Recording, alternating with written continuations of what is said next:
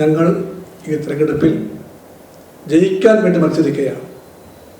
CPI പലവട്ടം പറഞ്ഞു 20-ൽ 20 സീറ്റുകളും ജയിക്കലാണ് LDF ലക്ഷ്യം. അതിൽ CPIയോട് മത്സരിക്കാൻ LDF പറയുന്ന 4 സീറ്റുകളിലും ഞങ്ങൾ ജയിക്കും, LDF ജയിക്കും. അതിനുവേണ്ടിയുള്ള സംഘടനാ രാഷ്ട്രീയ ഒരുക്കങ്ങളെല്ലാം LDF പൂർത്തിയാക്കിയിട്ടുണ്ട്. അതിൻ്റെ ഭാഗമായി ഞങ്ങളിപ്പോൾ സ്ഥാനാർത്ഥികളെ പ്രഖ്യാപിക്കുന്നു. ആ സ്ഥാനാർത്ഥികൾ ഇവരാണ്. ഇവരെല്ലാവരെയും നിങ്ങൾക്കറിയാം. അവരെല്ലാവരും ജനങ്ങൾക്കൊപ്പം നിലകൊണ്ടവരാണ്, എന്നും നിലകൊണ്ടവരാണ്. എല്ലാവരും കറയറ്റ വ്യക്തിത്വമാണ് ഉള്ളത് അവർക്കെല്ലാം. അവരെല്ലാവരും ജനകീയ പോരാട്ടങ്ങളിൽ സ്ഫുടം ചെയ്തെടുക്കപ്പെട്ടവരാണ്. അവരെല്ലാവരും ജനങ്ങളുടെ കൂട്ടുകാരാണ്. ആ ബന്ധവുമുണ്ട് ഈ സ്ഥാനാർത്ഥികൾക്ക് ജനങ്ങളുമായി. ഇങ്ങനെയാണ് കമ്മ്യൂണിസ്റ്റ് പാർട്ടി പ്രഖ്യാപിക്കുന്ന സ്ഥാനാർത്ഥി പട്ടിക. തിരുവനന്തപുരം സഖാവ് പന്നിയൻ രവീന്ദ്രൻ, മാവേലിക്കര സഖാവ് CA അരുൺകുമാർ, തൃശ്ശൂർ സഖാവ് VS സുനിൽകുമാർ, വയനാട് സഖാവ് ആനി രാജ. ഇതായിരിക്കും CPI സ്ഥാനാർത്ഥി പട്ടിക.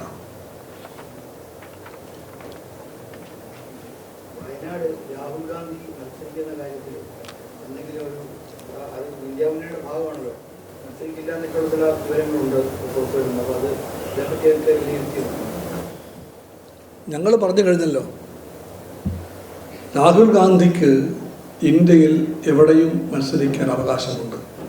എവിടെയും, വയനാട്ടിലും മത്സരിക്കാം. രാഹുൽ ഗാന്ധിയോട് കമ്മ്യൂണിസ്റ്റ് പാർട്ടിക്ക് വ്യക്തിപരമായി വിദ്വേഷമൊന്നുമില്ല.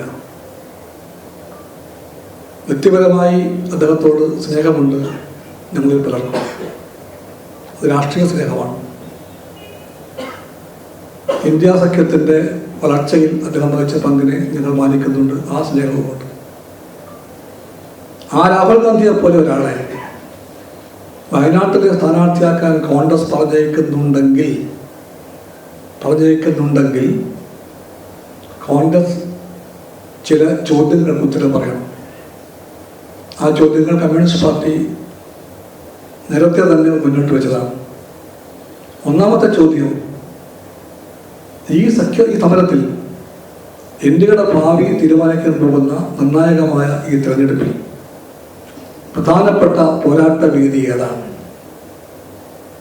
മഹാഭൂരിപക്ഷം MP-മാരെയും പറഞ്ഞിരിക്കുന്ന ഉത്തരേന്ത്യയാണോ, അതോ 20 MP-മാരെ മാത്രം പറഞ്ഞിരിക്കുന്ന കേരളമാണോ? ഒറ്റ MP പോലും BJPക്ക് വേണ്ടി ഉണ്ടാകില്ല എന്ന് എല്ലാവർക്കും ഉറപ്പുള്ള കേരളത്തിലാണോ രാഹുൽ ഗാന്ധി മത്സരിക്കേണ്ടത്? ഈ വലിയ സമരത്തിൻ്റെ പ്രധാനപ്പെട്ട പോരാട്ട ഭൂമികയായ ഇന്ത്യയുടെ ഹാർട്ട് ലാൻഡ് ആയി വിളിക്കപ്പെടുന്ന ഉത്തരേന്ത്യ വിട്ട് രാഹുൽ ഗാന്ധി ഈ തെക്കേ കോണിലെ കേരളത്തിലേക്ക് ഓടിയെത്തുമ്പോൾ BJP അത് സ്വാഭാവികമായിട്ടും ഒരു വിഷയമാക്കി മാറ്റും.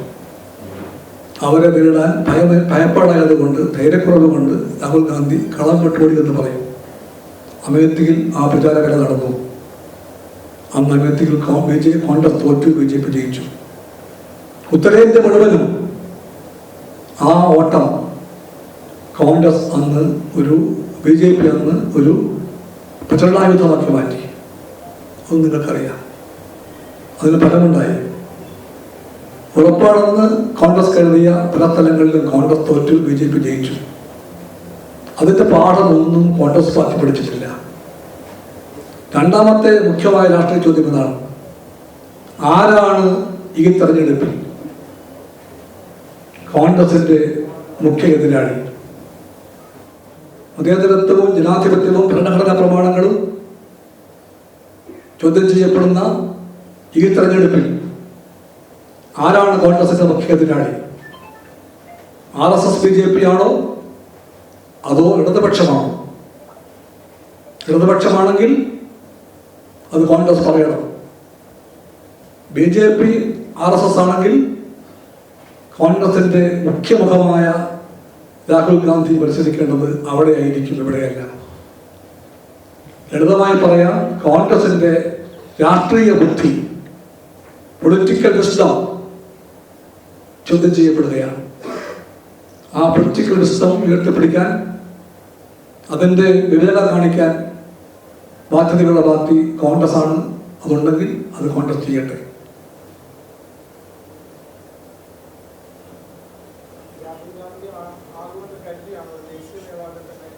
ഇല്ല, ഞങ്ങൾ we are not so keen about that. ആരും വരട്ടെ.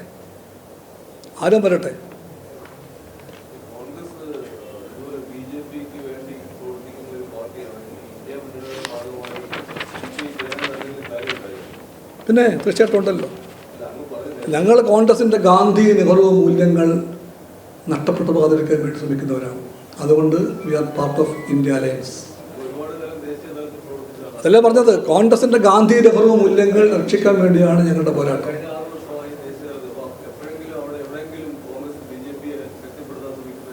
നിങ്ങളാരും കാണുന്നില്ലേ, കോൺഗ്രസിൻ്റെ മുൻ മുഖ്യമന്ത്രിയാണ് അശോക് ചവാൻ.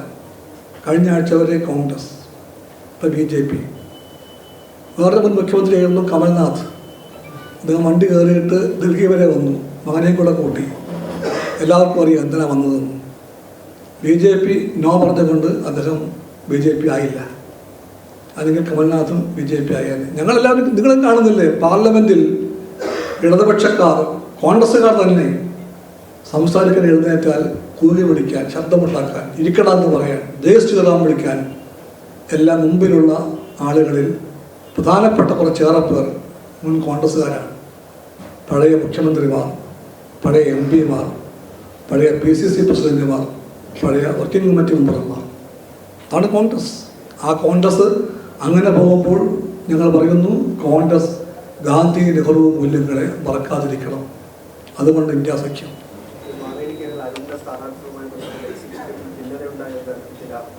ഇതൊക്കെ നിങ്ങളെവിടെ ജീവിക്കുന്നത്? നിങ്ങൾ ഇതിനെയും കഥ പറയാൻ പോവുകയാണോ?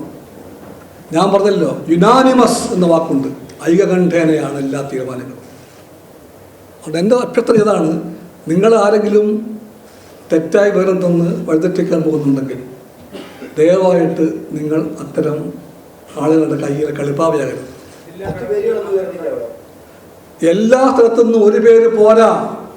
അതാണ് CPIയുടെ നിർദ്ദേശം ഇതാണ്. എല്ലാ മണ്ഡലങ്ങളിൽ നിന്നും വരേണ്ടത് ഒരു പേരല്ല, മിനിമം 3 പേരാണ്. എല്ലായിടത്തു നിന്നും വന്നിട്ടുണ്ട് 3 പേരുകൾ വീതം, എല്ലായിടത്തു നിന്നും.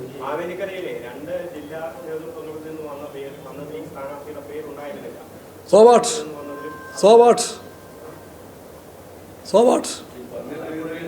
അല്ല, ഈ ഒരു ഭിന്നത വന്നപ്പോൾ അങ്ങ് അഭ്യർത്ഥിച്ചിട്ടാണ് വന്നെന്ന് പറയുന്നു.